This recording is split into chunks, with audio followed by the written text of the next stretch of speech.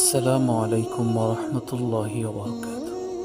সম্মানিত ভিউয়ার্স, আল্লাহ সুবহানাহু ওয়া তাআলা আমাদেরকে অত্যন্ত মায়া করে, ভালোবেসে, মোহাব্বত করে মুসলমান বানিয়েছেন এবং আমাদেরকে আল্লাহ তাআলা ইসলাম ধর্ম গ্রহণ করার তৌফিক দান করেছেন।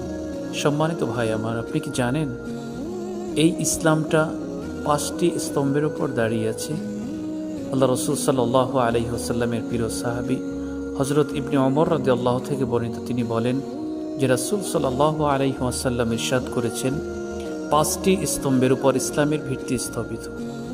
সেই 5টির মধ্যে 1 নম্বর হলো এ বিষয়ে সাক্ষ্য দেওয়া যে আল্লাহ তাআলা ছাড়া প্রকৃতপক্ষে কোনো ইলাহ নেই, কোনো মাবুদ নেই এবং মুহাম্মদ সাল্লাল্লাহু আলাইহি ওয়াসাল্লাম আল্লাহ তাআলার রাসূল।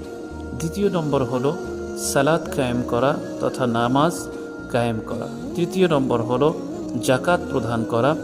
4 নম্বর হজ পালন করা। 5 নম্বর হলো রমজান মাসে সিয়াম পালন করা। এই হাদিসটি বুখারী, মুসলিম সহ সিয়াসাত্তার অনেক গ্রন্থ এবং অনেক হাদিস গ্রন্থের মধ্যে হাদিসটি এসেছে।